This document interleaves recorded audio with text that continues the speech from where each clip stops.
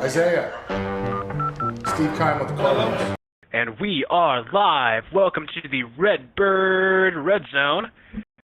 My name is Will. You can find me on Twitter at LiveOnThatSwing. And we have a new co-host. Why don't you introduce yourself? Hey guys, it's All AZ Baby from Twitter. That is my handle, at All AZ Baby. I'm glad to be here. Can't wait to talk some Cardinals with you guys.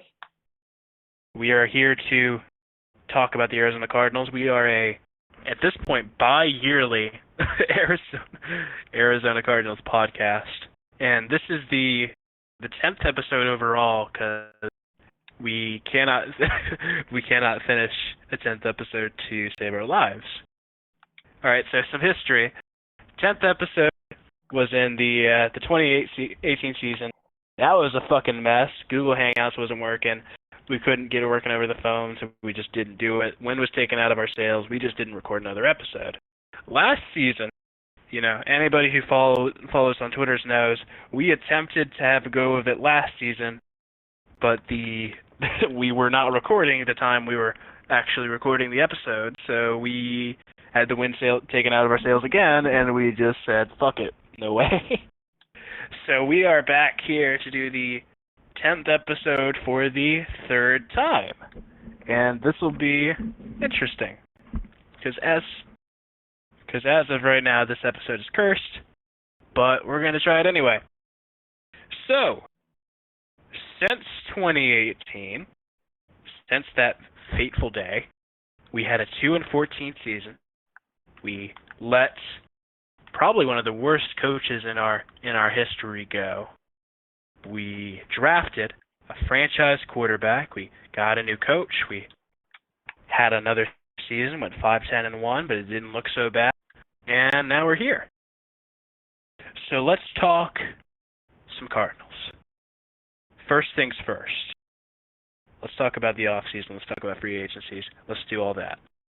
So, the general transactions of this free agency weren't very eventful. We let some players walk. We let Demir Bird walk. He's kind of a nut. We let Pharaoh Cooper walk.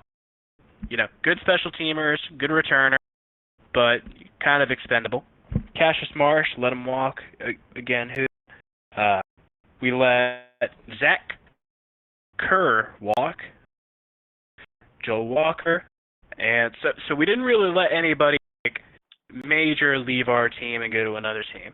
There have been some guys who haven't signed. You got A.Q. Shipley, trash. Charles Clay, trash. Clinton McDonald, who. Jordan Mills, who. Brooks Reed, who. Karan Reed, who. Brandon Williams, ha. So we did not lose any real big names in this free agency, which I think is pretty monumental, because I don't think I've ever seen that before with the Cardinals. Didn't lose much. Yes, those guys were the starters last year, but unfortunately the talent was at an all-time low with this roster last year, especially on defense. We had Joe Walker covering tight ends, Cassius Marsh playing linebacker. It's just we didn't have the best talent out there, so losing those guys, I know it looks bad if you're paying attention from an outside standpoint, but we really established those needs this offseason. We filled the linebacker hole, filled the D-line hole. I just feel like next year, Vance Joseph will have a lot more options so this defense can succeed. All right, so as for the people we did re-sign, we re-signed DJ Humphries for a 3-year, $45 million deal. I think that's a bit over. I mean, that. Correct me if I'm wrong. That seems like premier player money. That's the amount of money Larry got for a 1 year. Well, for 1 year, $15 million per year. I mean, that's fucking the amount Larry got for his deal, basically. Well, yeah, he allowed 2 sacks all year, but he's not an all-pro. I don't know. I feel like that GM Steve Kime is mainly focused on the man's ceiling compared to his floor, which could be a bad thing or it could be a good thing. We just gotta see if DJ Humphries can take that next step. He did play his first full healthy season. Am I correct? Yeah, I think this was his first healthy season. Yeah. Yeah. So that's taking a step in the right direction. Keep in mind, this dude was a first rounder. Oh yeah, Unfortunately, he absolutely. hasn't proven he's a first rounder yet, but I really hope he can. Out that contract, I'm not sure. It does give us security at left tackle because he'll put up decent pass blocking for you, 100%. Yeah. I'm just a little worried, I guess. As for the people we re-signed for 1 year, we re-signed Kenyon Drake, which is a solid re-signing. He's one of those guys who it's like he is kind of expendable in the long term because it's like this was a very like back heavy offseason. There were a lot of great running backs who were available this offseason, but I am glad we got Kenyon Drake back because when he was with us, he was pretty solid. Especially being 1 year, we saw some shines from Chase Edmonds. We just drafted Eno Benjamin in the 7th round, who, in my opinion, was one of the top 5 backs coming out of this class. But how he fell to the 7th round, we'll get into that later. But I feel what signing him to a 1-year deal does, it gives them options. And running back is the most replaceable position in the league, and you could see that with Todd Gurley, you could see that with David Johnson. It's just unfortunate for running backs. It's not a good thing to lock somebody up long term unless they're really that generational talent. So I feel like Steve Keim just getting 1 year with Kenyon Drake, especially coming off of a amazing second half. I'm pretty sure in the last 3 games of the season he had 7 touchdowns. If I'm not wrong. That sounds about right. Yeah. He's coming off a huge end of the season, and signing to a 1-year deal is kind of like a prove me deal. It's perfect. I am excited about this move. I thought he was solid, but I do hope Keim learns from his mistakes with David Johnson and doesn't do any like loyalty deals. Like if he gives him a 4-year $70 million contract to come back after this year, I'm going to be a bit upset because you should never in this NFL, in the modern day of the NFL, give a running back a second deal. It's just bad luck. Yeah, absolutely. It just honestly just depends on where they are. We'll probably be having the same discussion next year. Yeah. But we re-signed him. We re-signed Justin Murray, Larry Fitzgerald, and I don't know about you, but I was a little worried he wouldn't come back because it's like he is so old at this point, man. He's so old. The thing is, he knows what's going on in Arizona. He knows what's going to come of it. 100%. And a little bit of me was worried that he wasn't going to leave until he found somebody who could be like his equal, his replacement. And I think we have that now in DeAndre Hopkins. As much as I kind of dread saying this, I think this might be Larry's last ride. It definitely could be, but luckily with him is Fitzgerald is very healthy. He is not struggling on the field. His speed's a little bit lower, but he still has the same leadership. He still has the same hands. You don't lose hands over the years. Oh, yes, of course you can lose speed, but when you get into your 30s, you do not lose your hands. And I feel like Larry will be a perfect thing for this young team, and I feel like he will stick around at least 2 more years. And I know it's a bold prediction, but I totally see it happening. I really want that to happen. I just also really wish that he didn't make us have to pay $11 million a year. Yeah, that I feel like it's more of a what did you call it for David Johnson? The deal that Steve Keim gave him? A loyalty contract. That's the word right there. And I mean, there were needs this offseason. I mean, if we put up a winning record next year, it won't make me the most angry because there were some great names available in this free agency class, and I really wish the Cardinals would have pulled the trigger on a couple of them. But yeah, definitely, I could see this. I couldn't see it. I'm not going to say it's going to backfire, but yeah, it is a lot. But what can you do? It's Larry Fitzgerald. He's your leader. He's the guy that you want in the playoffs. That's all I got to say. Absolutely. And in addition to that, we re-signed Devondre Campbell, Zane Gonzalez, who great move. He was a solid kicker all year. Brett Hundley, solid backup when we needed him, and DJ Foster, who is a bit puzzling to me because I don't think he really deserved a second contract. That is a discussion. I think this is definitely his last last chance this year. Because I think that I'm gonna make the prediction that unless DJ Foster sets the world on fire in the preseason, I think he's gone. oh yeah, absolutely. I completely forgot about that because now adding Benjamin, you still got Chase Edmonds and Kenyon Drake in front of you, and I'll take Benjamin over DJ Foster in a heartbeat. I know DJ Foster has a connection with the Saguaro boys, with Byron Murphy, but unfortunately, if you can't stay on the roster, you can't stay on the roster. And we also re-signed a few more guys. We re-signed Charles Washington, Max Garcia, Jonathan Bullard, and Chris Banjo. So let's talk free agency. We signed Devon Kennard for 3 years, $20 million. I admittedly don't know much about him. We signed Jordan Phillips, who was pretty solid in, I want to say, Buffalo. He was with Buffalo, right? Yeah, I can go over some of the free agency moves after you're done talking about them. Oh yeah, no, I mean you can go for it, man. I admittedly know almost nothing about these guys. So all right, so I'll get started with Devon Kennard, local kid. I know he's from Arizona. He went to high school here. Hold on, sorry, let me just get my list right here. Okay, so Devon Kennard, they got him on a 3-year, $20 million deal. I personally like this deal. It's a perfect piece to complement Chandler Jones in the edge rush. So you're gonna have Devon Kennard and Chandler Jones on the other side, which who knows, it could be another one of those guys.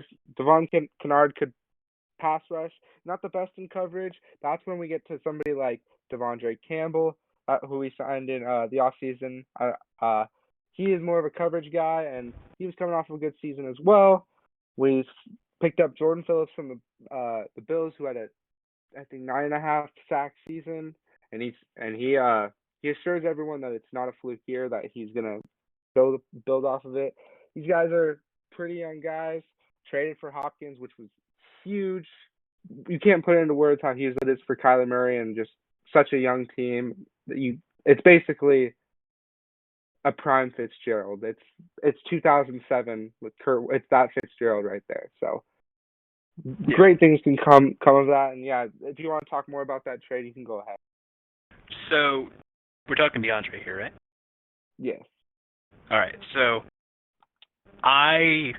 for the first time since like 2009 or so, the Arizona Cardinals now have let's say 2008, because we're gonna talk about the championship year here. We have a great wide receiver trio for the first time since 2008, and that campaign we had Larry Fitzgerald, we had Anquan Bolden, and we had Steve Breston, and now we have DeAndre Hopkins, Larry Fitzgerald, and Christian Kirk. Now, I don't know about you, but that sounds like an infinitely more sexy trio than the one we had in 2008. Oh, yeah, and absolutely. And what you can also cannot forget about is there are guys who really didn't see the field much. We drafted 3 rookie receivers. I mean, they all were high grades. They all can be something if they were developed correctly. So, I mean, I know you have those 3 guys, but you also have guys that potentially could have an amazing sophomore season, like Andy Isabella, Hakeem Butler, or even Keyshawn Johnson. And I think you also got Trent Sherfield, who did show some flashes, so who knows what could happen. I remember last season it was either in the preseason or during training camp. I remember a lot of people saying that Kyler's favorite target during training camp or preseason was Sherfield. So I think that Sherfield is probably a good bet to stay on the roster. I think Hakeem Butler. I mean, I know he's coming off an injury, and I know that's always a little dicey. But like, from what little we've heard of him, and from the college tape we saw of him, I think he's probably going to be all right. Keyshawn, I don't know about him. The only real wild card I see on this list is Andy Isabella.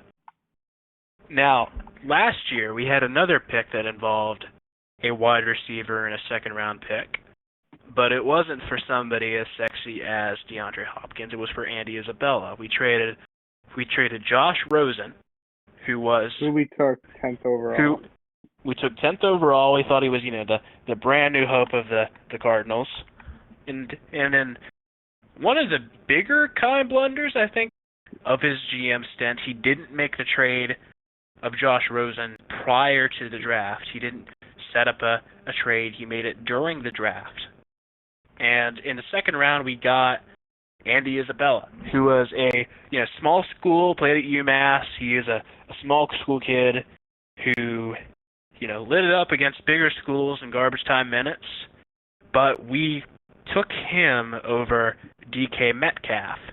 I would so much rather have DK Metcalf over Andy Isabella. Andy Isabella 100%. had a single good play all year last year. Like, shit, man, when's the last time you can think of that, like a second-round wide receiver, or a wide receiver in like the top 3 rounds, who was like the key piece in a trade, only got 3 receptions in a year. The thing I feel about Andy Isabella is I understand the stats are not pleasing at all, but I feel like giving up on a guy that has speed, something that you cannot teach, I just feel like that's going to be very tough. And I understand that he may not turn out to be anything great. Me and you don't know that, but the investment, I feel like Cliff Kingsbury, that was his guy. Like, you watched Flight Plan, you saw. He's like, Andy Isabella is my guy. Like, we have to take him. And I feel like they're going to be very invested in him, which I know there could be one of those receivers that is the odd man out. And we don't know who it is. I just feel like which I feel like is also a great thing. So receivers try to prove themselves here. You say you can't teach speed. I think to myself, you can't teach speed, but you can absolutely teach, route running. You can absolutely teach that, and it's just like he doesn't have that. Like, well, that's what I'm saying. That's why I feel like he's more of a project. And I know taking a project in the second round is not something we should be doing. But in a sense, when he did get the ball with space, he looked good. I know it wasn't much, but when he didn't drop many passes, I know there was problems getting open. I understand that. That was with all of our receivers. I don't know. I feel like they really need to find a role for him. Playing him as a vertical receiver or putting him on the outside, put him in the slot or something. I don't know. I don't know why we needed 2 slot guys. You got Christian Kirk, who was already a slot guy, and then you draft Andy Isabella the next year, who you wanted to be a slot guy. So it's just I don't understand. But they need to figure out a way to get Andy Isabella in there because his speed can be dangerous. That's all I gotta say. But so that just about covers the free agency and probably the biggest trade the Cardinals have ever had. Should we talk about the draft? All right. I'll just start with the first pick. Cardinals fans were speculating since January. We got pick number 8, and it was very hit or miss. Nobody knew what the Cardinals were going to do with this pick. They thought we were going to go with tackle, maybe even CeeDee Lamb. Well, it was all CeeDee Lamb, but prior to the DeAndre Hopkins trade. And once we acquired DeAndre Hopkins, it would be absolutely foolish to take a receiver. But it was down to basically tackle or one of the best defensive players available, which could have been Okudah, Simmons, or Derek Brown.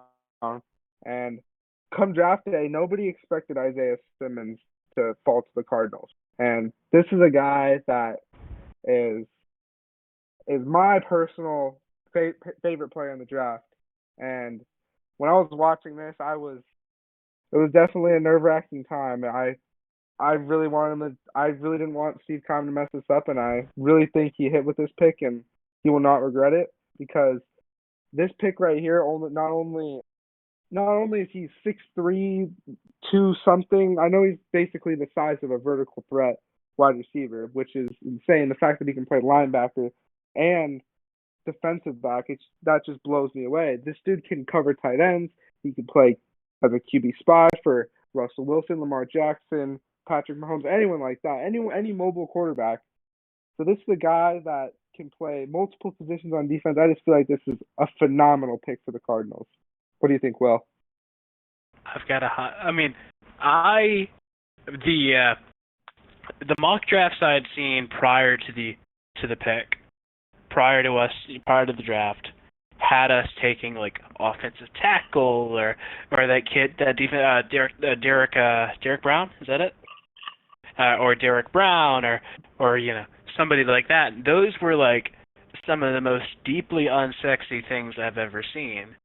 You go from like, oh, we're gonna have a monster offseason. We're gonna pick up DeAndre Hopkins. We're gonna make a splash in free agency. We're gonna have a solid offseason. Then it's like, with the 8th pick in the NFL draft, the Cardinals select Tristan Wirfs. It's like that would have been a fucking letdown.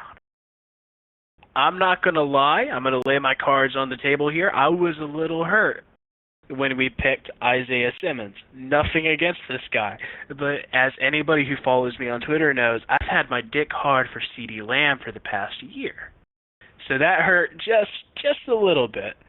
Now watching his tape, seeing what this guy has to offer, I say, yeah, he's pretty solid.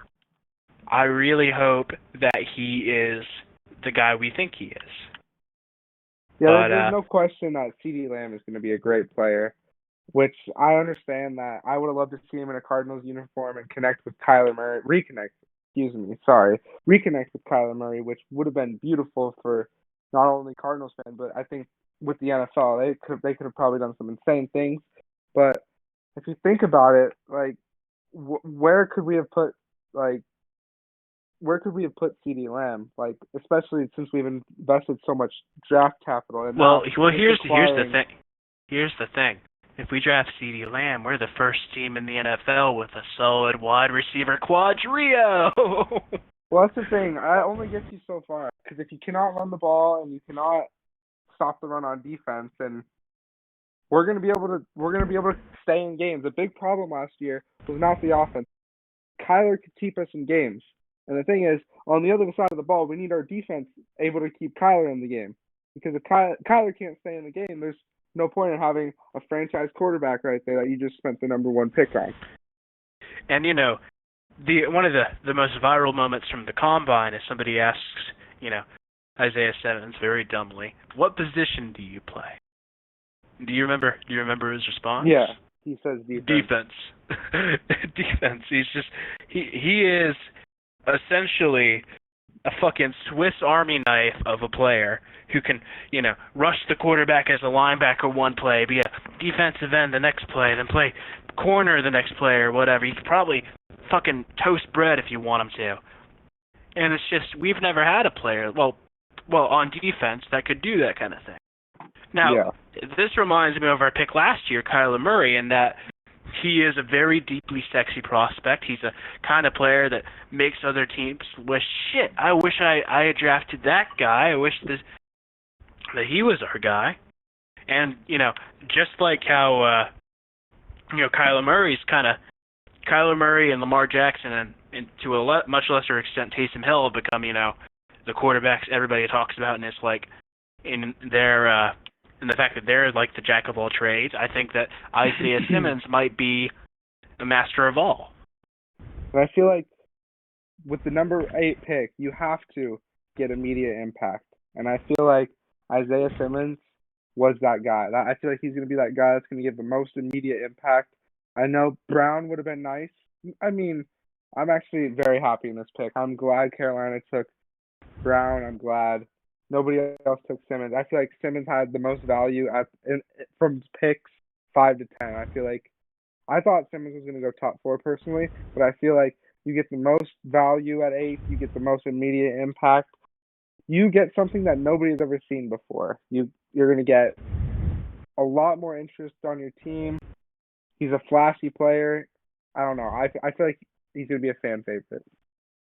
I like the pick in hindsight, but in the moment I was devastated. I'm not gonna lie. Yeah, I could see that, because yes, I'm not going to discredit CeeDee Lamb. He, in my opinion, was the best receiver coming out of this class.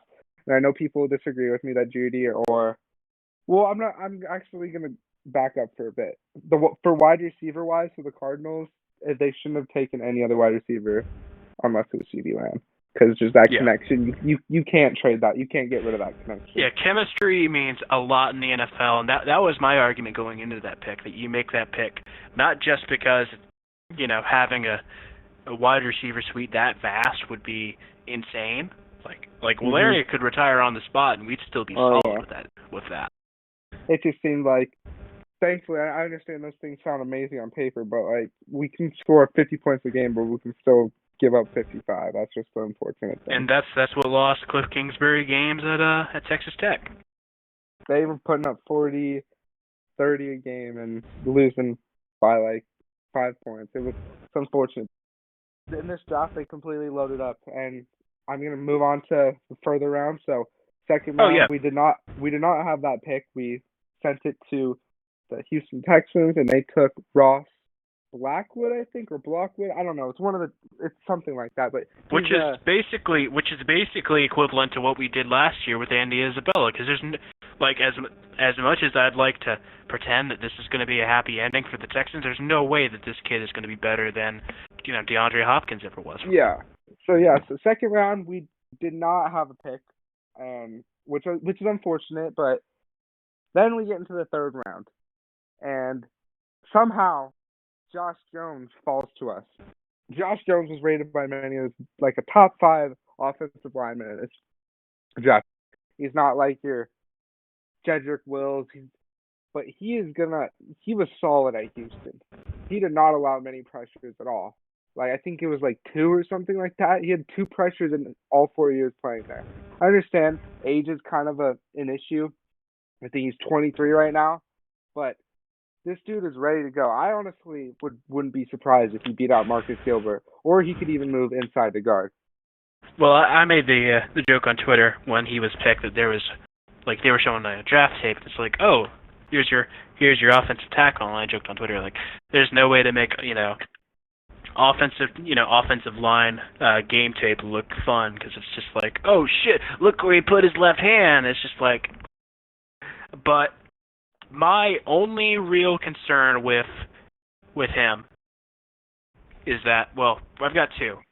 There's probably something we don't know about, and I'm very concerned that there's something we missed in either medical reports or scouting reports, because you don't have a guy who's slated to be the top 5 on offensive line just drop into your lap in the third round. That doesn't usually happen. Just to counter that one point. Okay.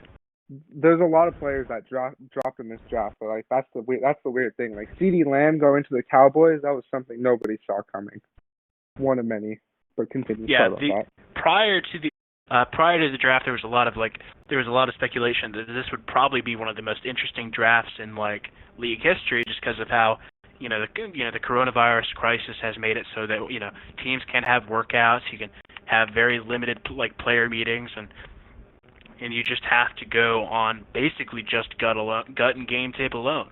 So either everybody passed on Jones because they didn't have the right tape, or they were just like, I don't know what the fuck it was, man. Maybe he said something dicey in a player interview. I don't know what the gist is. I'm just gonna keep my positive thinking cap on and hope for the best. My other concern with Jones is that I don't know if you pay attention to all of this, but he played for the the AAC, the All American Conference. That's a bunch of Big East and former Conference USA teams bundled together in one big conference. So I'm a little worried that his competition might have been the reason that he had 2 pressures all year. But I mean, if he played solidly against that competition, I can't really complain. So the nice thing about it is 4 years. I don't think he missed many. I don't think he missed any games. Somebody can correct me on that. He missed very minimal games. 4 years of durability, and I know he did put up solid numbers. I just feel like that's a great something to build off of, especially with the third round pick. Yeah, definitely. Moving into the fourth round, we take Leki Fotu. He came from Hawaii. No, he did not come from Hawaii, did he? He came from Utah. For Utah. My apologies. He's not the biggest number guy. He won't get a lot of sacks, but what would be huge for the Cardinals is run stopping, and that is something they lacked last season. And I feel like they get somebody huge for like a run stuff, 4th and 1, 3rd and inches type of play. And this is a great value pick. He came in the 4th round, 330 pounds, 6'5". He's big dude. Steve Keim says reminds him of Vita Vea, and then with the next pick we had. We'll talk about both these picks because they're both D tackles. But with the second fourth round pick, which we got from the Hopkins trade, we took another defensive lineman, which was Rashard Lawrence. He's a D tackle or defensive end. He does play a role in the pass rush game, but he was a captain at LSU, which really interests me because with a team that was such success, and this dude was a leader for that team, I feel like those are the intangibles like that you can't teach with some guys. And I feel like it's kind of like a project pick. They could work with him. Hopefully, they can get him on the field as much as possible. But I feel like this is a great guy.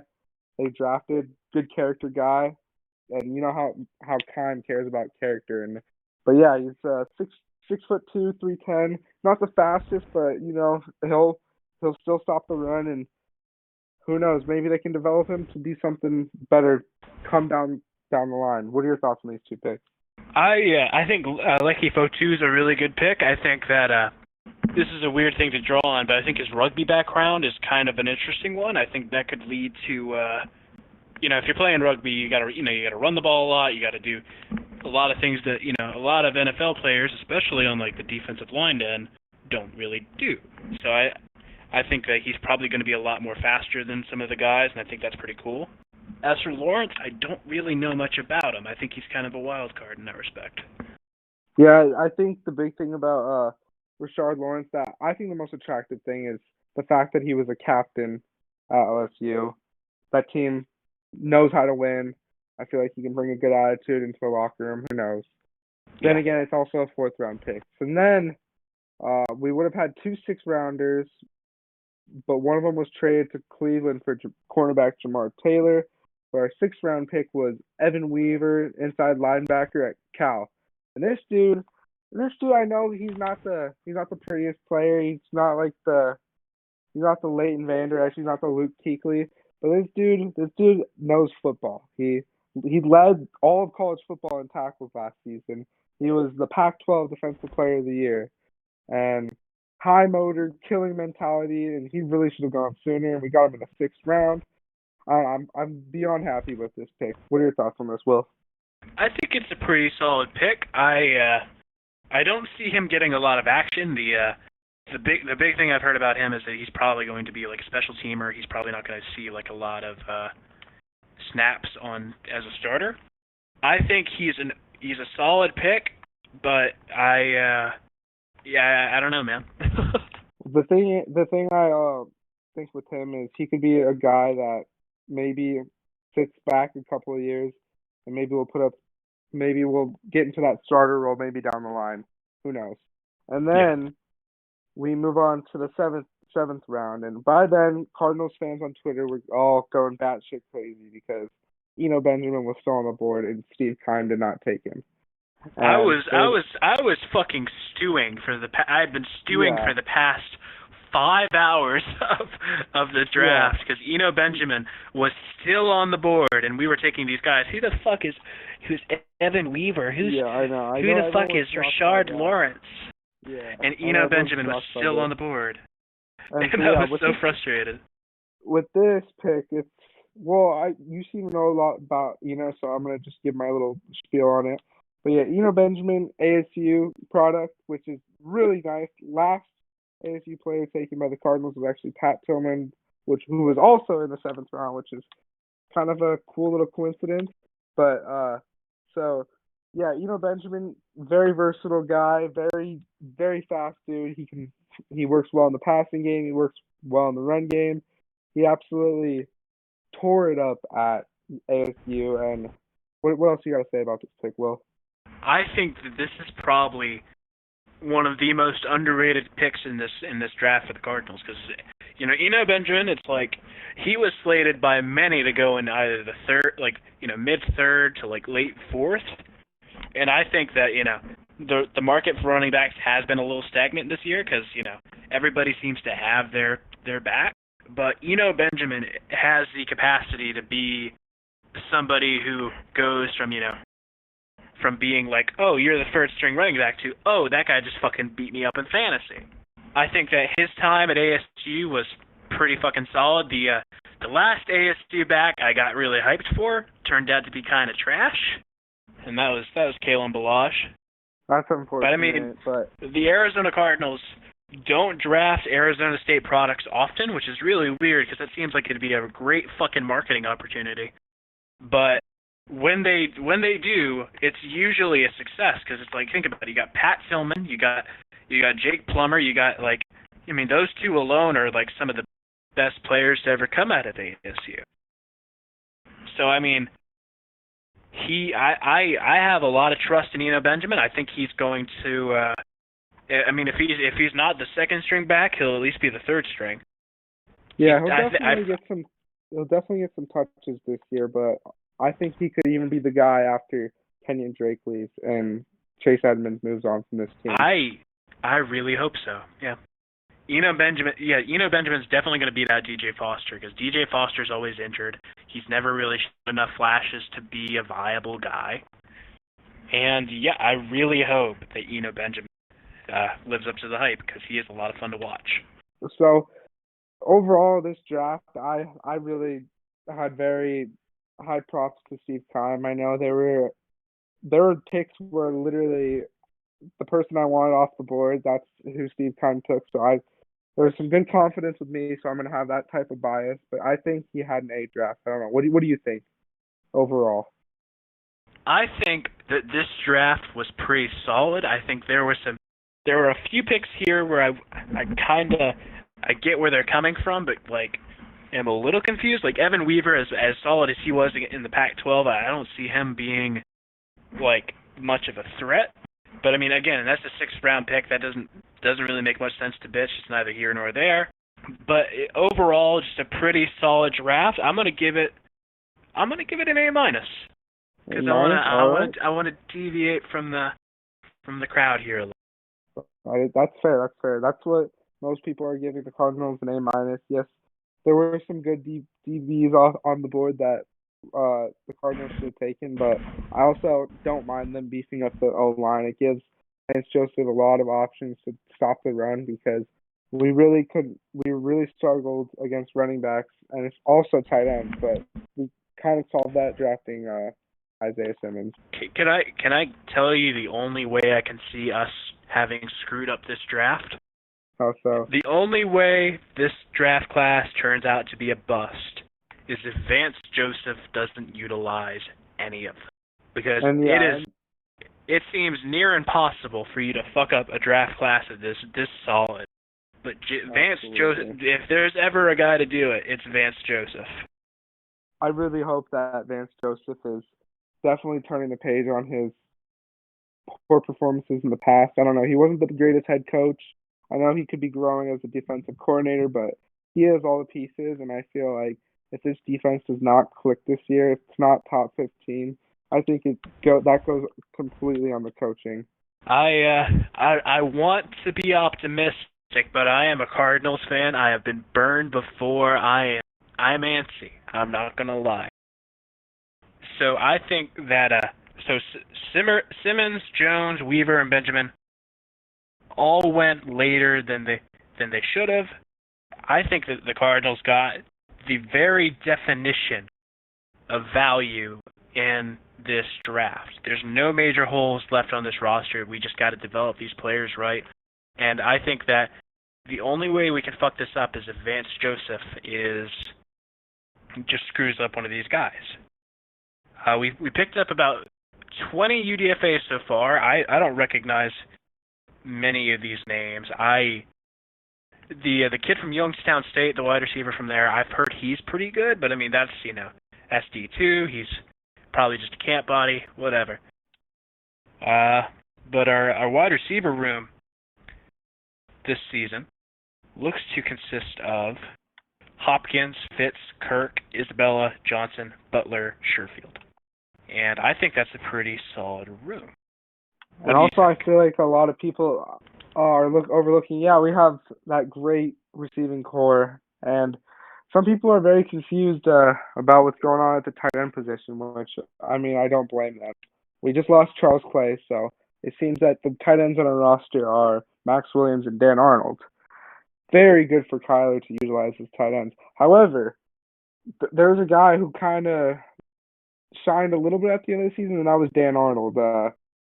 Dan Arnold caught 2 touchdowns last year, but I think he only played in, let me see how many games. He played in 3 games for the Cardinals, caught 2 touchdowns, 6 receptions for 102 yards, averaged like about 30 yards a game. I know it's not the prettiest, but it was apparent that Kyler would really enjoy targeting this man, and I feel like he could be a bigger impact next year. The dude is only 24 years old as well. I think that the only thing that has me a little worried is that we didn't sign another wide receiver, or draft like another wide receiver late in the round to add to the depth chart.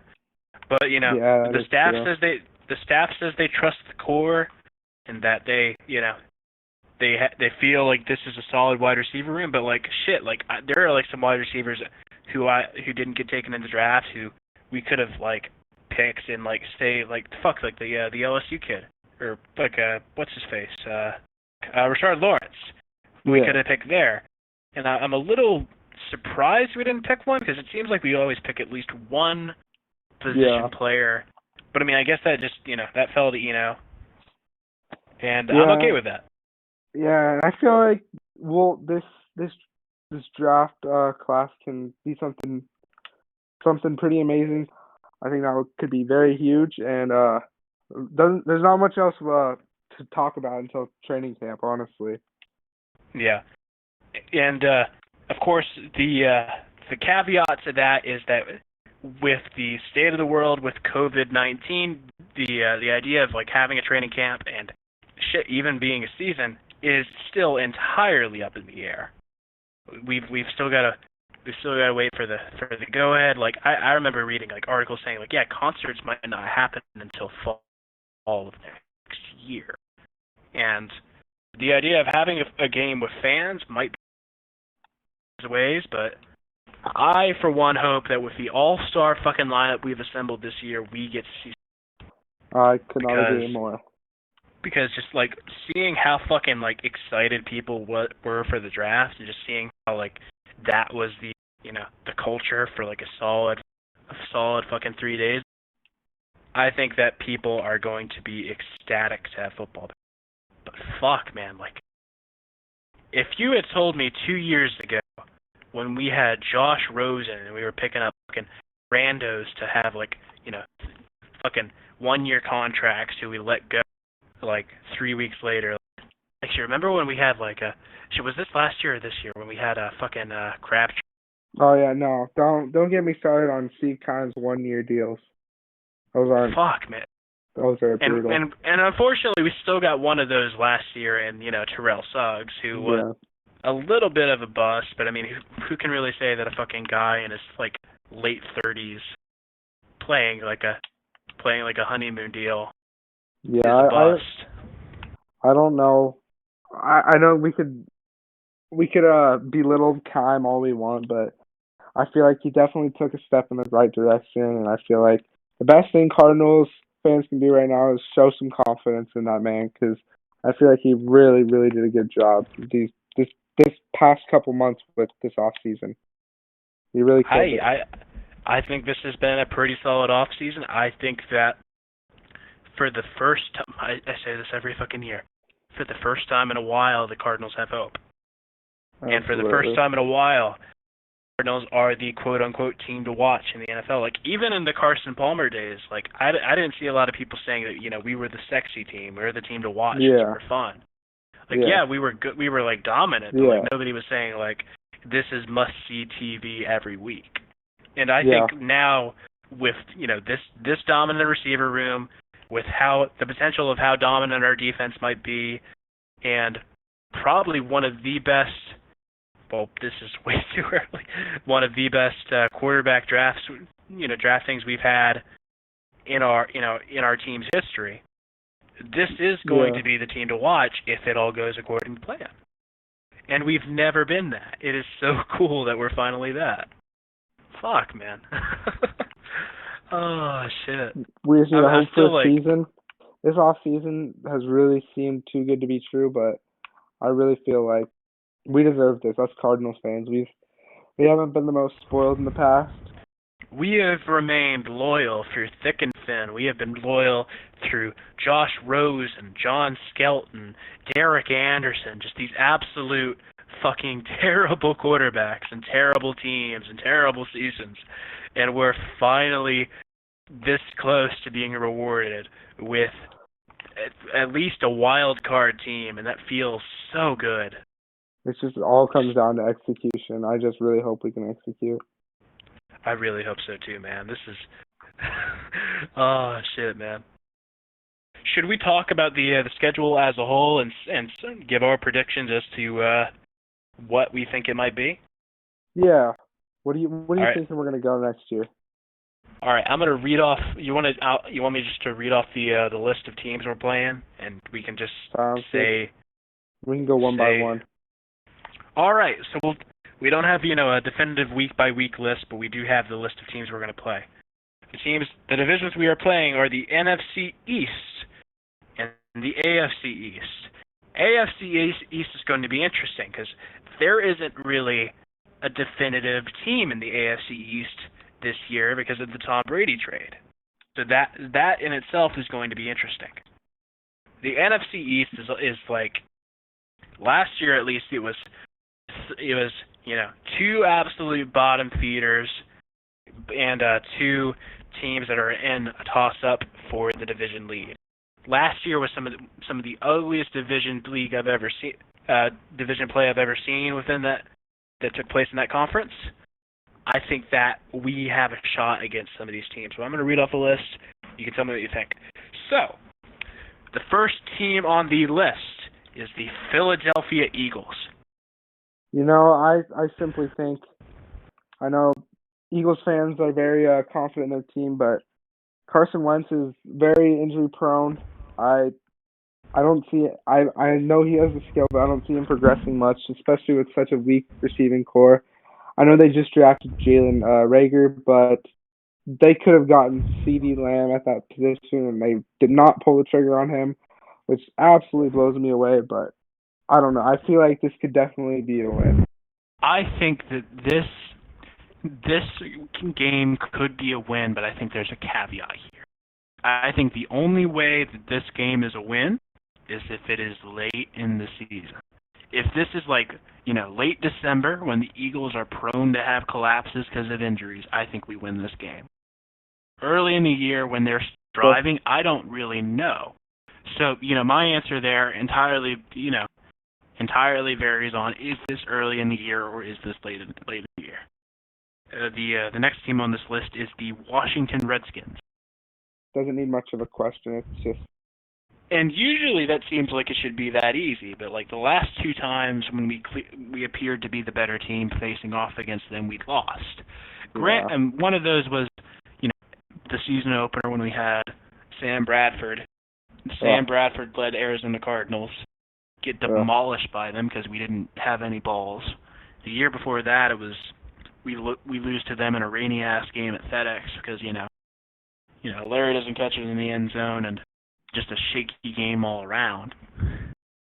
But given how weak that team is, I can very much see that being a win because Dwayne, there isn't a single good quarterback on that team. There's as much as people love that wide receiver that everybody's talking about, the fucking kid who had a great rookie year.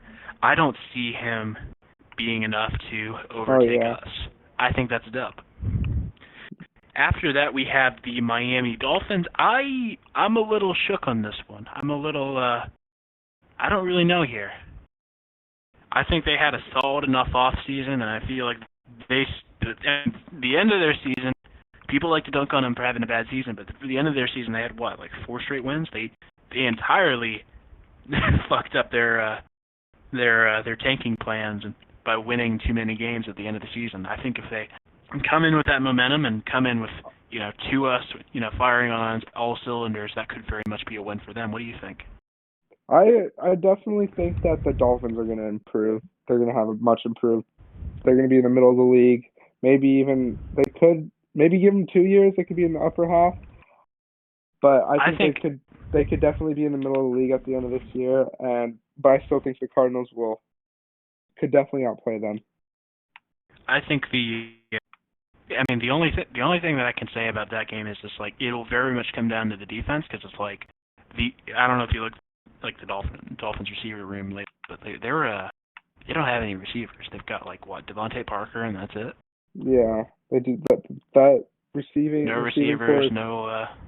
Yeah, that receiving back. core is kind of rough.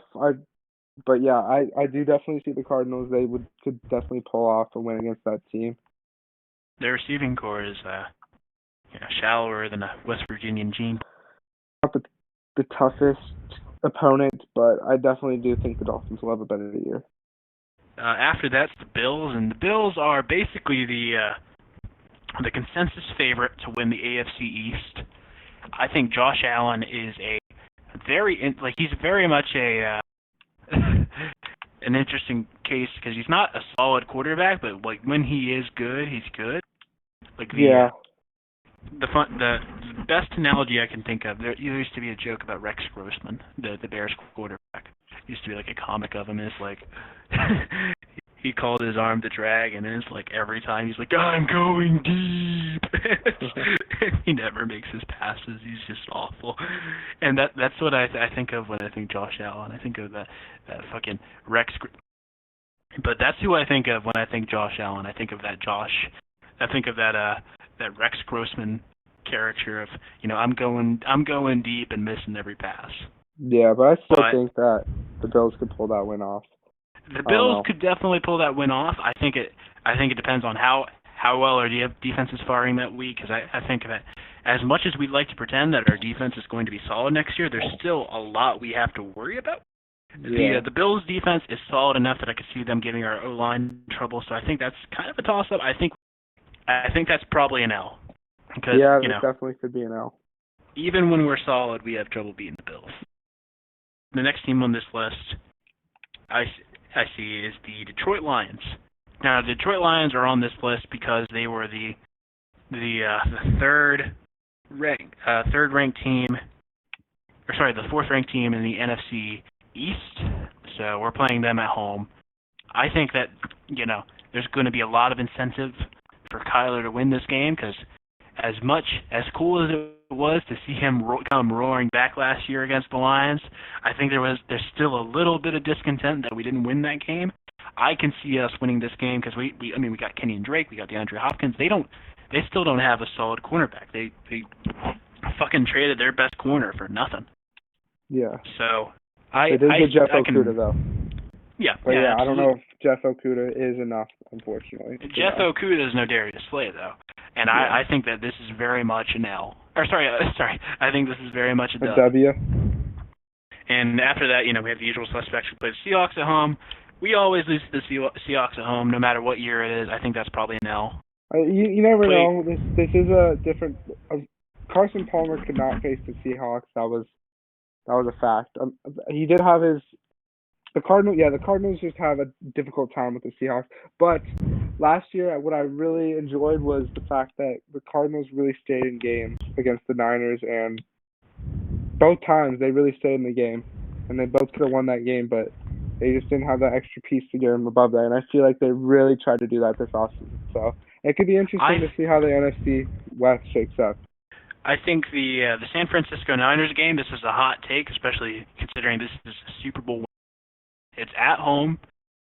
I mean, judging by the offseason we had, I could very much see the first Niners game at our house being, prime time, Monday night, early season matchup. That's how I'm seeing this go down. I'm not saying it's going to be in the 10-15 slot at week 1, but I think it could very well be, week 3 or 4 Monday night. I think that this is a dub. I agree with you. I think that a lot the NFC West over the past few Super Bowls. You had Jared Goff 2 Super Bowls ago, and you had Jimmy G last Super Bowl. I think that the Niners kind of reached their peak last year. I don't see them being as good this year as they were last year. Yeah, like you just said about the Rams, just losing a Super Bowl and then completely being back to square one. And then you got the Niners who just lost the Super Bowl. It could be interesting to see it. Will they progress as much? But I don't know. The thing that really carried that team to the Super Bowl was defense, and you saw in the Super Bowl when they faced a solid offense, it just didn't work. Richard Sherman got beat multiple times. Damian Williams ran all over them. It just I don't know. The Cardinals could really keep up with the Niners, so I could see them winning at least one of the games, and I could definitely see them taking one of the Seahawks games. And they've only accounted for 3 losses at this point, and that in my opinion is pretty good. And I feel like we could definitely beat the Rams both times, but we'll see. I think the best analogy I can give for the 49ers is, funnily enough, the Falcons after the season that they had when they lost the Super Bowl, because similarly to the Niners, they blew a lead in the fourth quarter. They had a humiliating Super Bowl loss, and the year after that, the Atlanta Falcons were 10-6, lost in the divisional in a pretty ugly matchup against the Eagles. And I think that I think the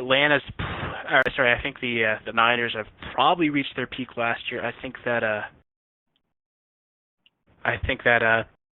we're in for an interesting year for them, but I don't think that this is going to be their year. I know talking about a divisional rival, I know they just drafted a good defensive tackle, but they ideally got that defensive tackle for the starting DeForest Buckner, the solid DeForest Buckner that the 49ers need, and they spent that pick on another defensive tackle. So I understand that the contract was giant, but it's kind of a head scratcher. The only thing I'm worried about with the Niners is how much of a pain that Trent Williams is going to be to go up against. Yeah, that is true. Because I feel like if Trent Williams, Isaiah Simmons is the matchup, it's going to be a toss-up. Yeah, but fortunately, you're forgetting Sackman Jones. Yeah. The Rams. Usually the trend with the Rams is that we lose to them at home. Well, at least since they've been in LA, we lose to them at home. But this year they have lost pretty much most of their roster. Their roster got fucking decimated this offseason, man. So I think this could very well be a year where we beat the Rams at home, which is something. I mean, even in the best Cardinals years, we've had so much trouble beating the Rams, and that would be monumental to us if we do. I remember even the 8-8 campaigns that Jeff Fisher had, they would still beat us, and it would be so humiliating. And I can't wait to see Sean McVay crying to his little clipboard because we beat him. It'll be so fucking fulfilling. Now, what other opponents do we have? Now we go into the away games. The away games, we got the New York Giants. I think that's a dub again. Absolutely. They haven't had a good enough off season to really say that they're going to be anything to worry about. You got Dallas at Jerry World. I think that might be a toss-up. I feel like that's a game we could lose because of just how dominant their entire team is. Right? I mean, they just drafted CD, but they've got Amari Cooper, they've got Michael Gallup, they've got fucking Zeke. I mean, there's not really a weak spot on that team that I could see us really exploiting. Yeah. The only way I see us losing that game is if fucking Dak makes a lot of mistakes, but I don't see that really happening. So I think that's probably an L. Yeah, I think it's ultimately up to when we catch them. Like you said with the Eagles, it's got to be when we catch them. It could be when the Cowboys are falling apart, and we saw that last year, or it could be when they're on their 5-1 start or something like that. Dallas never has good Decembers. That's the thing you can always recognize with them. Their Decembers are historically bad. Yeah. They could be having they could be 10-2 going into December and then lose every single game. Well, we just got to catch them in December. Yeah. So I think that comes down entirely to when we face them, because they can get pretty injury ridden at some points. But yeah. After that, we have the New York Jets. I think that's a dub. I don't think I have to say much more than that. Then it'll be a dub. What do you think? I 100% agree. Sam Darnold, seeing ghosts. This team just isn't loaded with that much talent. I know they have Jamal Adams, who any team would kill for Jamal Adams, but you have Sam Darnold, unproven Sam Darnold at quarterback. As much as I hope the best for the man, Sam Darnold is unproven at this point. I know Le'Veon Bell had a lackluster year. And keep in mind, their head coach is none other than Adam Gase, the guy who made Kenyon Drake look bad, the guy who made Devontae Parker look bad, the guy who made Ryan Tannehill. Yes, this guy is a terrible coach, and he should not have an NFL job. And the New York Jets are making a huge mistake going into another year. We almost made that mistake, and I am so glad we didn't. Yeah, we took Cliff, and I'm glad we went with that route. Fuck yeah. After that, New England in New England, I think this comes down to two things. I think if it is a game in December, we have to play in like sub-zero temperatures. That's a loss, no matter how bad any of their play is. We are historically bad in cold weather games. One thing I would say, though, we do have a run game. Absolutely. But we can rely on running the ball.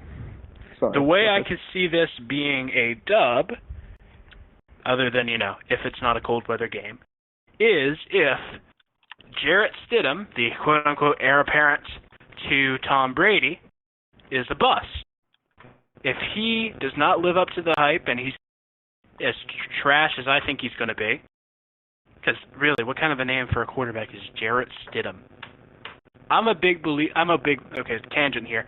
I'm a big believer in the name philosophy when it comes to quarterbacks.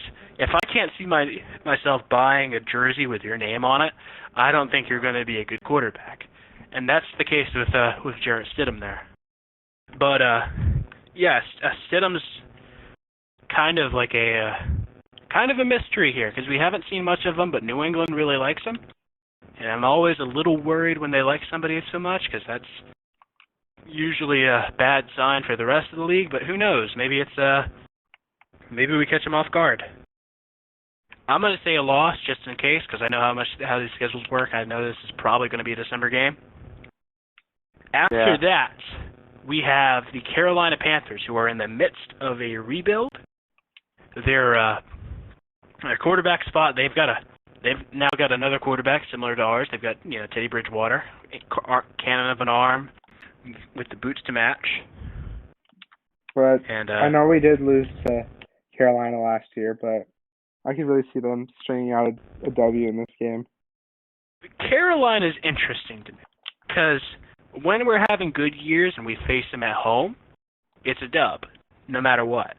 Yeah. But no matter what year it is, if we're having like the best season ever, or if we're, facing them in one of our off years, we always lose to them in Carolina. And the thing I always stress is that the team that is closest to me is the Carolina Panthers. I have not seen my Arizona Cardinals win a game live, seeing them live, since 2006. So it is immensely frustrating to have to, go to a Panthers game, see the Cardinals play, and just lose to them every time I see them. It's just so frustrating. The last time we beat them in Carolina, if I remember right, was 2008, when we had the Super Bowl campaign. And even then, that was a miracle, because Jake Delhomme was such a fucking trash quarterback that he couldn't beat us. Yeah. But I think that's a loss just based off the historical precedent. Seahawks, in Seattle, I think that's a win, because usually, even when we're having a bad year, we always beat them in Seattle. Even when we don't have our starting quarterback. Yeah, even when we don't have our starting quarterback. San Fran in Santa Monica, Santa Clara. I think that that's not good. I think that's going to be a loss. As much as I want to say that will be a win, I don't see that being a win. And then the final one on the list is LA in LA. I think that's a dub. I definitely could see us beating the Rams home and away. 100%. Because I think that not only are the Rams no longer the sexy team in LA, so I don't think as many people will become. Well, not that anybody ever came to their games regardless, but I don't think as many people are going to be going to their games. But I think that I think that Jared Goff on his own is not threatening. Jared Goff, Brandon Cooks, and Todd Gurley in their peaks are threatening. But Jared Goff on his own. So they're basically nothing now. They've got Cooper Kupp and Robert Woods. That's not much. So I could see that very much being a win. So as it stands, let's see. I'm gonna tally up my our wins. Let's see, 1, 2, 3, 4, 5, 6, 7, 8,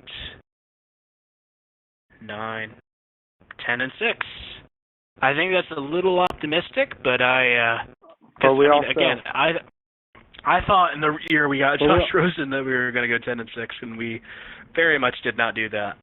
Yeah, I think it all comes down to matchups. I feel like when we see teams, and I really hope we can beat those teams that we've never really been able to beat. That would be a huge step in the next direction, and I feel like we could see a playoff appearance for the Arizona Cardinals, and that would be huge.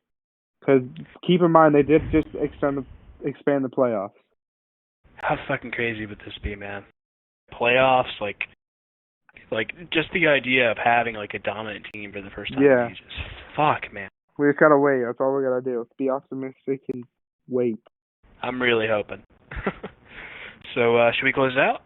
Yep, let's do it. This has been the Redbird Redzone podcast. We are hoping we can make more episodes in the future as the season comes in. I am Will. You can find me on Twitter at LiveOnTheSwing.